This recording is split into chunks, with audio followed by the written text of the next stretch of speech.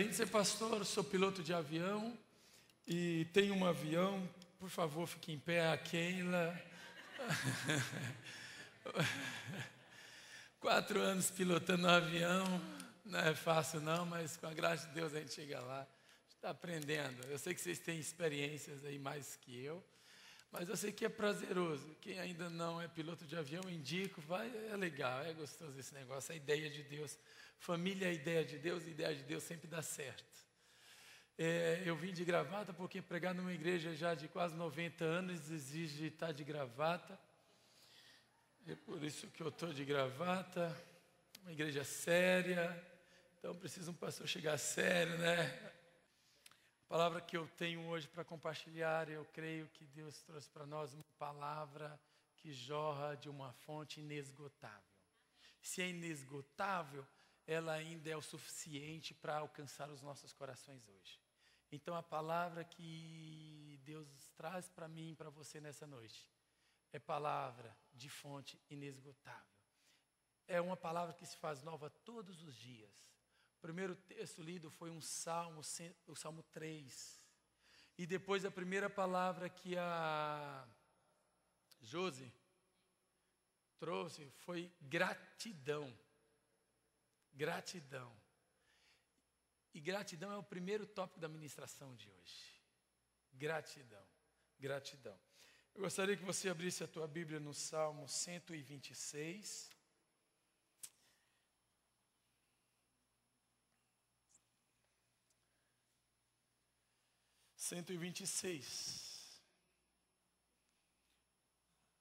Esse número, Salmo de número 126. E nesse número, ele conta com 6 versos ou versículos. 6 versículos.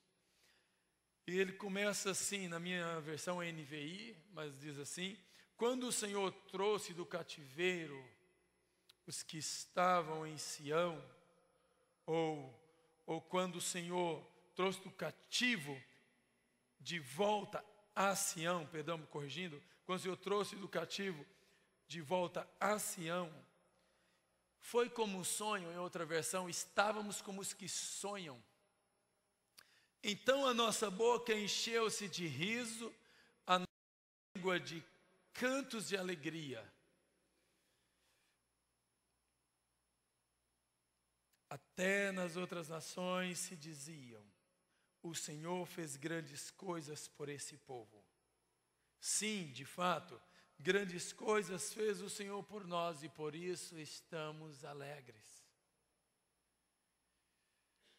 Senhor, restaura-nos outra vez, ou assim como enches o leito dos ribeiros no deserto, ou algumas versões, assim como os rios de Negueb, versões diferentes, mas enfim, como enchestes os rios. E aí o versículo 5, porque aqueles que semeiam com alegria, com lágrimas, com cantos, aí com alegria colherão. Aquele que sai chorando enquanto lança a semente, voltará. Tem uma versão que eu gosto, fala assim: aquele que sai andando e chorando pelo caminho. Eu acho legal, andando e chorando pelo caminho. A minha versão não fala assim, é uma outra versão. Aí diz que voltará sem dúvida ainda, uma afirmação, voltará sem dúvida, trazendo consigo os molhos, ou os resultados, ou os feixes. Então, pelo menos umas 4 versões, mas assim, que eu estou um pouco mais familiarizado, seria essa: molhos, feixes, resultados, alegria. 4 palavras. São 6 versículos que eu gostaria de conversar nessa noite. E a partir desse texto, se é que alguns gostam de anotar, fazer anotações, se fôssemos dar um tema, ou se eu fosse dar um tema nessa ministração, eu diria: folheando as páginas da nossa vida. Eu tenho pensado nisso bastante porque o tempo passa muito rápido. Quando eu conto de uma história da minha infância, parece que foi ontem. Agora nós vamos para 4 anos de casado, em dezembro, e parece que faz 4 semanas. O tempo parece que passa cada vez mais rápido. É impressionante. E eu encontrei um maluco ao ponto de querer defender a ideia de que um dia não tem mais 24 horas, e sim 18 horas. E está tentando provar, está escrevendo algumas coisas, ele está fazendo alguns ensaios, e de que o dia não é mais 24 horas, e sim 18 horas. E eu estou para acreditar nisso.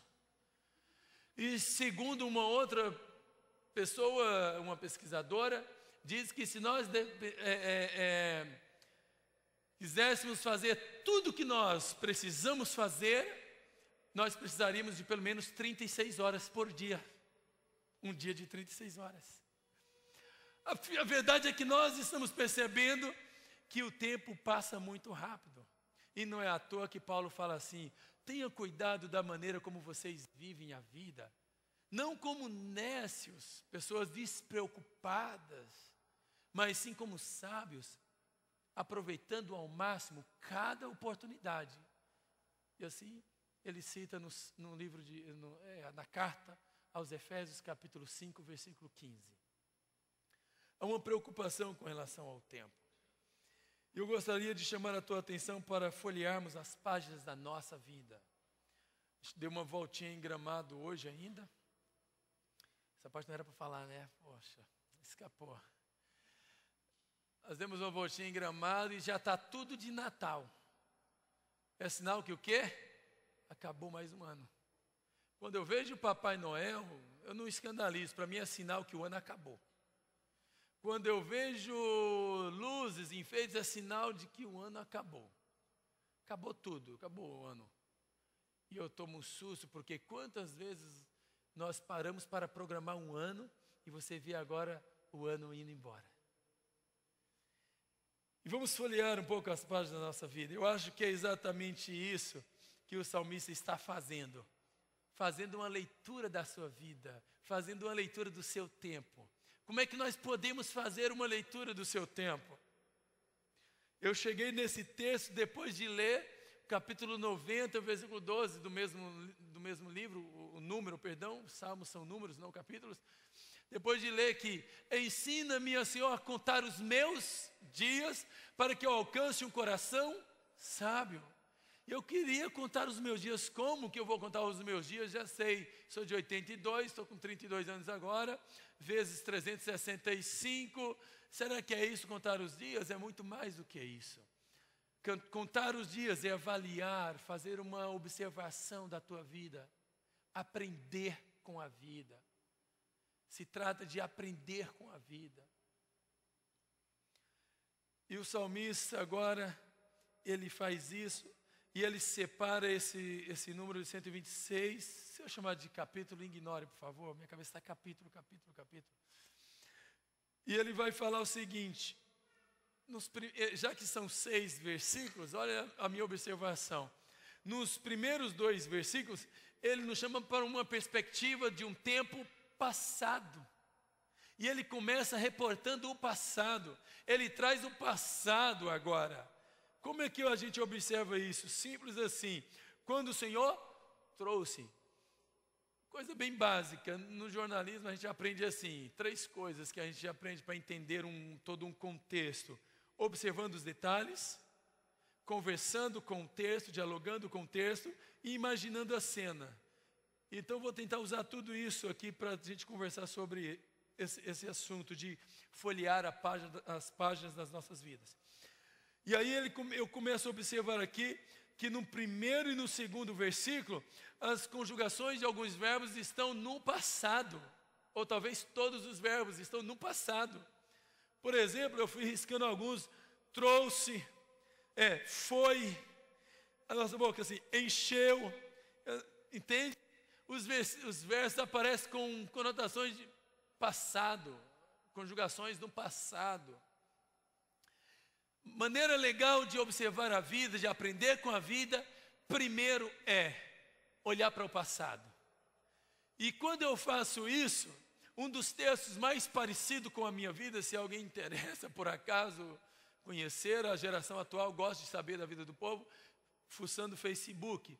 Então, o melhor texto para quem quer me conhecer seria o livro, a carta de Paulo aos Timóteos, capítulo 1, versículo 5, quando ele fala assim: a mesma fé que habitou no coração da tua avó Geracina, na tua mãe Zenaide, estou certo que habita em ti.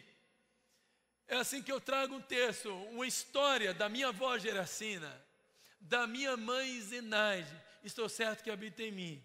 Então eu começo a olhar, o Deus que manifestou na história da minha avó, na história da minha mãe, está manifestando na minha história. Então eu olho, e quando eu quero olhar para o passado, e eu consigo olhar para o passado e ver dessa forma, meu coração se enche de esperança, porque eu vejo o que Deus fez no passado. Eu vejo o agir de Deus na vida da minha família no passado. Desde quando sequer eu existia, Deus já estava na história da minha família. A minha tia-avó, ela se converteu, foi a primeira da nossa família, uma tia-avó, né? Isso. Ela não aprendeu a ler, ela não teve o privilégio de aprender a ler, muito menos escrever. E ela chegava assim nos hospitais, nas ruas, porque Deus amou o mundo de tal maneira, e a Bíblia aberta em outro texto. E aí o pessoal às vezes ria, aí falava assim para ela: está de cabeça para baixo, tia. E ela: se você virar vai dar a mesma coisa. Amém?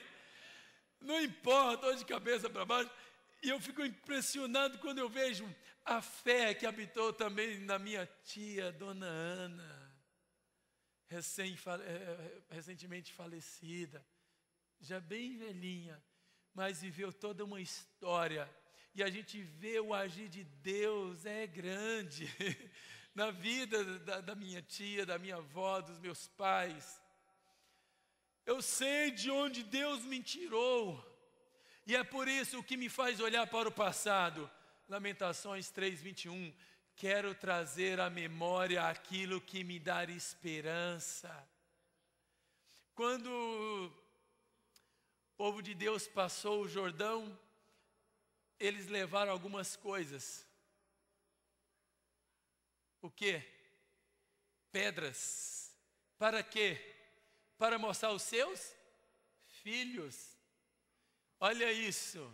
É importante você lembrar do que Deus fez no passado. Parece que os filhos de hoje esquecem da vida dos pais, dos avós. Acha que sabe tudo. Ah, eu sei da minha vida. Né?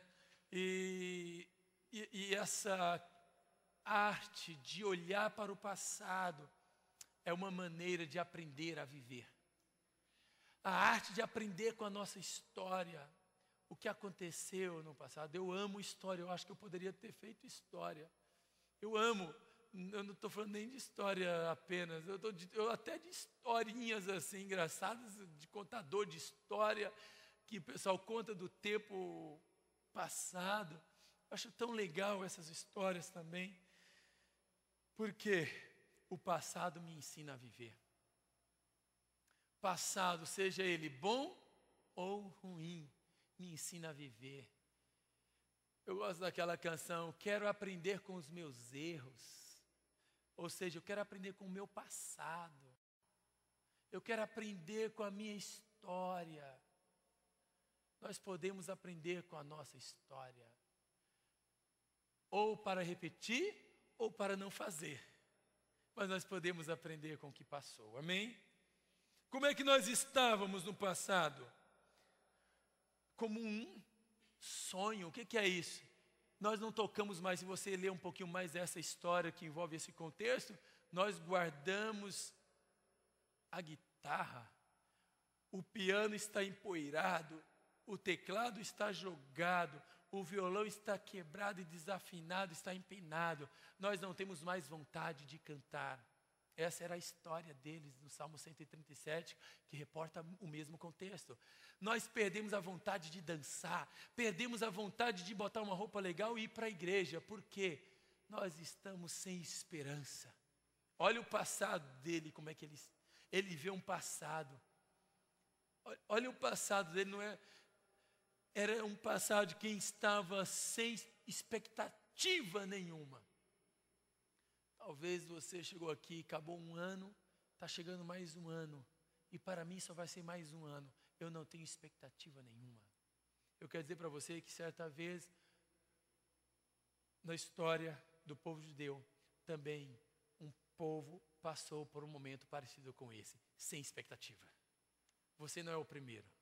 O povo de Israel, o povo de Deus, durante um período, não tinha expectativa mais de vida. Não tinha expectativa. Talvez as meninas falavam, não tenho uma expectativa em casar. Talvez os jovens falavam, para que fazer um vestibular se não tem mais emprego?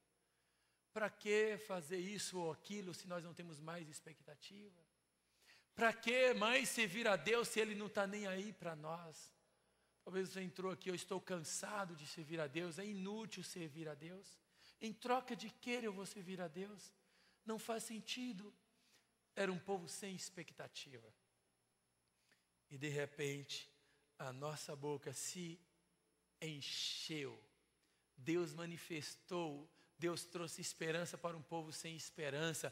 Deus trouxe vida para um coração cansado. Como é difícil a gente conseguir ver a possibilidade de vida quando a gente não sente mais a vida em nós. Deixa eu tentar melhorar isso. Alguém tem uma cédula aí, pode ser de R$100, não tem problema. Se não tiver de 10, de 15, 20, de 15 não existe mesmo. Pode ser. Alguém mais quer um DVD aí? Brincadeira. R$10 sabia que faz diferença na vida de pessoas? Pode ter o dinheiro que for, pode ser um cara mais rico. Mas é possível que em algum momento R$10 faça uma diferença na vida dele.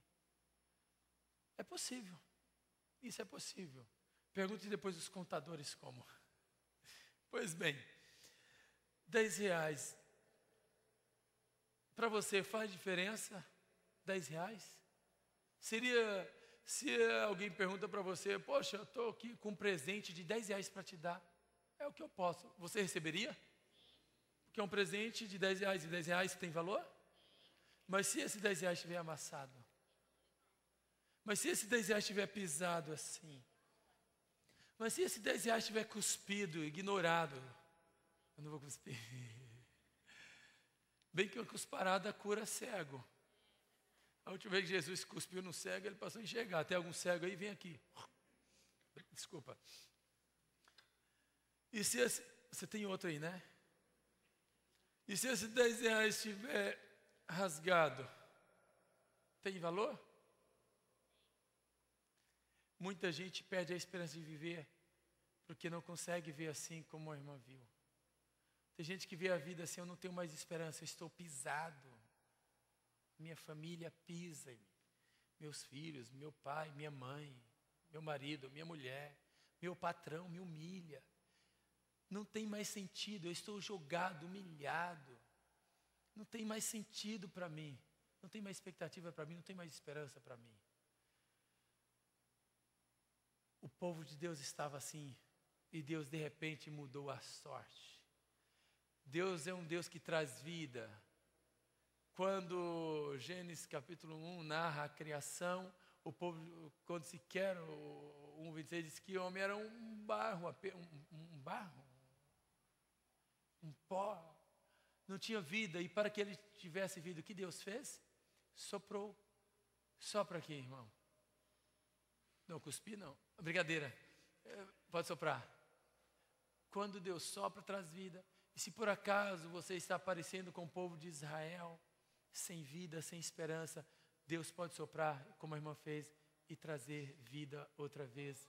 E assim como R$10 continua com o seu valor, não é porque você foi humilhado, pisado, abandonado, ninguém te percebeu que você perdeu o seu valor. O seu valor continua o mesmo. Ninguém pode roubar o seu valor. Ninguém pode tirar o seu valor. Jesus morreu de braços abertos para mostrar que você tem um valor. E lá da cruz ele estava gritando, eu estou fazendo isso por você. Para mostrar que você tem valor. E o meu abraço é grande. É por isso que eu estou aqui na cruz, para mostrar que você tem um grande valor. Amém? Tem esperança. Segundo, os versículos 3 e 4, ele aprendeu a desenvolver a esperança olhando para o passado, a gratidão com o passado, ver de onde Deus tinha tirado. Isso é gratidão, o que Deus fez na minha história, quais os momentos difíceis que eu passei e Deus veio com a sua bênção mudando a minha sorte. Quantos momentos que eu pensava que não ia ser ninguém na vida e Deus ministrou vida em mim. Eu pensava que era o fim do casamento e Deus trouxe esperança. Então eu aprendo uma coisa, sabe com o que? Essa gratidão do passado, de ver o que Deus fez e de aprender inclusive com os nossos erros, isso cresce em nós, porque isso é experiência, isso nos faz forte. E aí o versículo 3, sim, grandes coisas fez o Senhor por nós. Passado, né? E por isso estamos alegres. Quando, engraçado, como é que eu tento trazer esse texto para os nossos dias? Até outras nações se diziam, se fosse hoje seria assim, até outras nações se postavam no Facebook, no Twitter, grandes coisas fez o Senhor por esse povo.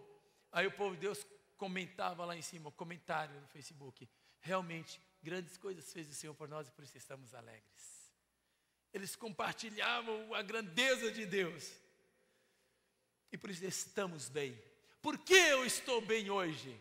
Não é porque tudo me vai bem, é porque eu aprendi com as experiências. Eu sou grato a Deus pelo que Ele me fez e pelo que Ele fez na minha história. Eu estou confiante de que aquele que começou a boa obra passada é fiel para continuar. Eu estou tranquilo. Eu já passei por isso uma vez, é por isso que eu estou bem. Eu vou cantar, não sei se vocês lembram, essa paz que sinto em minha alma. Não é porque tudo me vai bem. Porque nós estamos bem? Porque nós não andamos mais pelas nossas vistas, mas pela fé. O que faz isso? O que cresce essa fé em nós? O passado. Eu estou bem. Eu estou confiante. Eu não vou desistir, porque eu já passei por isso e isso me faz estar bem. Eu sei que Deus vai manifestar outra vez em minha vida. Amém? E Ele faz assim, sabe o quê? Senhor, restaura-nos outra vez. A oração, restaura-nos, é um pedido do presente. Senhor, manifesta outra vez.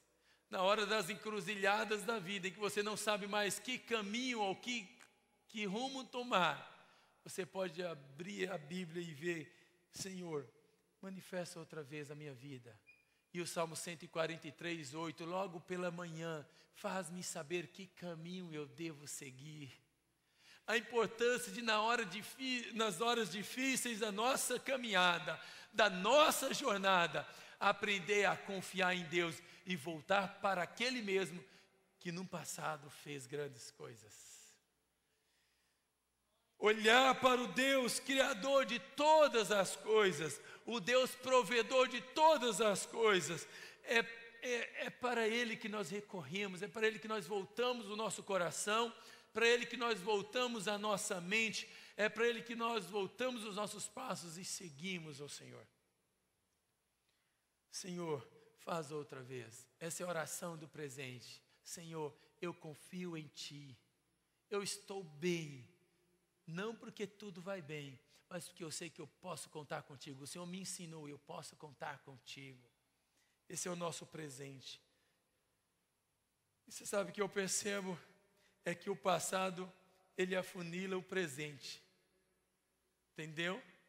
O passado, ele afunila um presente. Sabe por que eu sou assim hoje? Resultado de um passado. Sabe por que eu me sinto bem hoje? Resultado de um passado. Todas as coisas cooperaram lá atrás para o bem. E o que nós somos hoje é porque o passado nos ensinou e nos fez o que nós somos. As nossas histórias. E aí no momento presente que eu percebo esse afunilamento, eu já percebo, tudo bem, o passado afunilou um presente, e esse presente agora que aprendeu com o passado, ele vai projetar um futuro. E isso é sabedoria. Eu chamo esse segundo momento, esse segundo bloco de versículos, o 3 e 4, um presente, sabedoria. Se alguém de vós quer sabedoria, peça a Deus. se não há mais vontade de levantar naquela segunda, parece que sombria e difícil, peça a Deus sabedoria.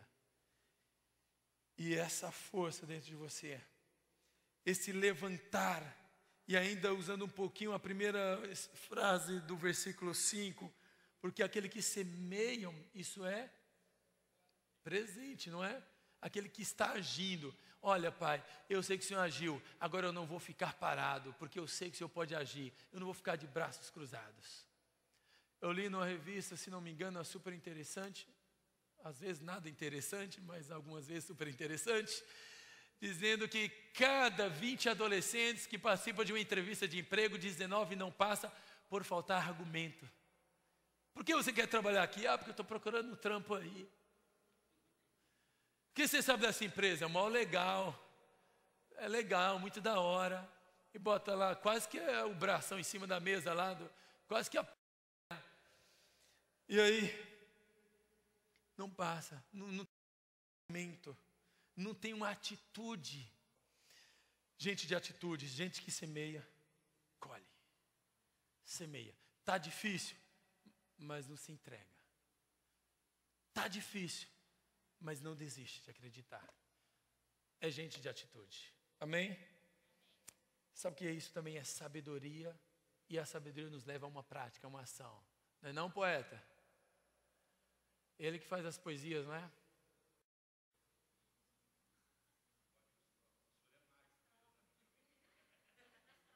As trovas, tenho gravado até hoje, hein? Gente precisa andar com gente que vê a vida de uma perspectiva, que acredita na vida, que mesmo quando está difícil, acredita na vida. Eu não estou onde eu estou porque tudo foi fácil, mas porque eu não deixei de semear.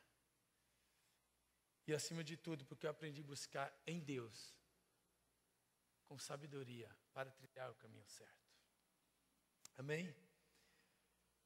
A gratidão com o passado, a experiência, a esperança que ela nos traz, a sabedoria de ser, de agir, tudo isso nos leva a uma terceira perspectiva.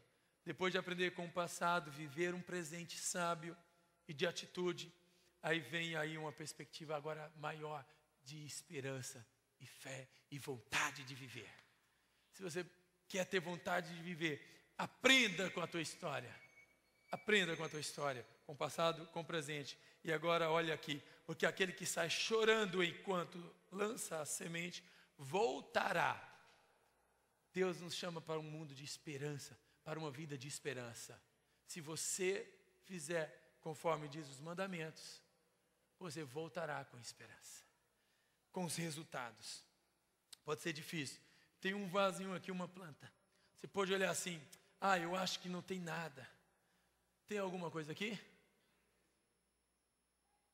Por quê? Apenas semente, semente não vê, está guardada. Tem gente que não tem a paciência de ver a semente crescer. E se você trabalhou na perspectiva de que valeu a pena e de que vale a pena, você vai colher os resultados. É por isso que o versículo 5 e 6, aquele que sai chorando, mesmo que não abre mão, enquanto lança a semente, voltará com canto de alegria. Tem uma música legal, tudo bem, pode não ser tão legal, mas tem uma parte que é legal. Eu acredito na rapaziada que segue em frente, graças a Deus. Tudo bem. Eu boto fé na fé da moçada que não foge da raia. Eu não acredito na rapaziada porque Gonzaguinha acreditou e cantou. Eu acredito na rapaziada porque essa rapaziada é forte e já venceste o maligno. Eu acredito na igreja do Senhor porque ela é forte e já venceste o maligno. Eu acredito nessa palavra que Deus nos trouxe porque Ele nos fez forte, prontos para viver e para vencer e para acreditar em um dia melhor. E se esse dia não chegar aqui ainda em vida, eu tenho certeza que do outro lado do rio Ele nos espera de braços abertos. E esse dia será para sempre só alegria, como foi falado aqui. Só de louvor, adoração e muita coisa boa. Eu acredito muito no que o Rafael falou, que vai ser de muita adoração. Mas quando eu quero tentar colocar o céu no coração dessa geração que tem um coração na terra, eu digo, qual é a coisa que você mais gosta? É Coca-Cola? É. Deus vai dar Coca-Cola para todo mundo então. O que você gosta? Hopi Hari. Hopi Hari não chega nem perto do que tem lá no céu de parque de diversão. Eu gosto de um PlayStation. No céu tem PlayStation é coisa de antigo. No céu tem uma coisa muito mais... O que tem lá no céu? Tem uma TV, sei lá, plasma, não sei. Eu só conheço até a de 50, passou disso eu não conheço. 50 polegadas, só conheço até 48, né amor? Até 48 eu conheço. É assim, esquece, no céu tu vai ficar para ver televisão, tu vai ficar andando assim para ver tudo, ó. Porque é outro mundo. Então eu quero assim, tudo que você pensa que é bom aqui, no céu é infinitamente mais. É isso que eu quero dizer. Pensa em Beto Carreiro, no céu é muito mais. Pense nas praias do Nordeste, no céu é muito melhor. Desculpe não falar as praias de Porto Alegre, mas do Rio Grande do Sul, mas vocês sabem que as praias do Nordeste são melhores. Pois bem, passando isso, o que eu gostaria de dizer é que vale a pena acreditar no futuro. E que só tem coisa boa lá na frente. E se não aqui, lá eu sei que tem. Se não aconteceu o melhor aqui, lá eu sei que vai acontecer. E se por acaso há lágrimas aqui, eu encerro dizendo o que diz o final, o último capítulo da Bíblia. Apocalipse 21:4. Um dia, o anjo do Senhor enxugará dos vossos olhos todas as lágrimas. Essa é a esperança minha. De olhar para o passado e ver que Deus salvou a minha família. Eu estou aprendendo hoje e já estou projetando o futuro. E eu sei que vai ser de glória em glória, de bênçãos e bênçãos. Esse é o nosso futuro, amém? Se você está cansado, eu gostaria de mostrar para você, pela segunda vez ou pela milésima vez, não sei. Eu tenho aqui uma sacolinha já rasgada, meio ou muito. Talvez você se sente assim, eu estou parecido com essa sacolinha aí. Remendada. Quem me vê é que sabe. Mas ninguém me vê, é Deus é que sabe. Quando você menos espera, Deus mostra para você, ei, não canse não, que o final da jornada não é agora. Tem coisas boas lá na frente para você ainda. Aí você fala, Deus, mas eu já tentei tanto, eu não tenho mais forças. Aprende com o teu passado. Lembra, quero trazer à memória aquele que me dá esperança. Aí Deus vai mostrar para você, tem coisas boas ainda lá na frente. Você é muito mais do que você imagina. Deus quer revelar para você verdades, coisas que olhos não viram, nem ouvidos ouviram. Deus quer, tudo bem, aprendeu com o passado, ser sábio no presente, mas não se prenda no passado, não se prenda no presente, porque o fim não é aqui. Tem coisas melhores ainda que você nem imagina. Deus, mas eu não sei se eu vou conseguir. Quer dizer para você que é um Deus que renova as nossas forças e as suas misericórdias é a causa de não sermos destruídos, novas são cada manhã e todo dia Ele nos renova mostrando que não é o fim. Se você sai pelo caminho, eu quero mostrar para você certeza que hoje você talvez não vê nada, mas eu quero dizer que voltará sem dúvida trazendo o resultado da semente. Levante, eu quero orar com você mais uma vez. Amém. É assim que a gente aprende a folhear as páginas da nossa vida. Eu digo sem medo, a vida é boa. Não porque tudo me vai, mas porque Deus está comigo. E diz o Salmo 23, Mismorle Davi Rotsi Oxar. Se eu tenho Deus na minha vida, eu não sinto falta de mais nada. Então Deus é tudo que eu preciso. Deus é tudo que eu quero. Deus é tudo que eu tenho. Deus é tudo que você precisa. E não insista em escrever um parágrafo da tua vida sem o dedo de Deus. Veja Deus na tua história. Perceba Deus na tua história. Eu sei que viver dá trabalho, mas é bom. Feche os seus olhos, coloque as duas mãos onde você quiser no coração. Ou levante para Deus e fala, Pai, me ajude, Pai. Pessoas que talvez nem sequer tiveram compromisso contigo. Pessoas que cantaram para o mundo inteiro que é preciso saber viver. E eu levo a vida às vezes de qualquer jeito. Talvez você se sente assim nessa noite. Os titãs perceberam, Pai, que é preciso saber viver. E muitas vezes nós levamos uma vida de qualquer forma. Atrai-nos para perto de Ti nessa noite. E para que tenhamos um 2015 diferente, Pai. Queremos superar. Queremos fazer mais para Ti. Queremos experimentar mais a Tua presença. Eu quero, Pai, aproveitar do passado que tanto me ensinou e me fez mais forte.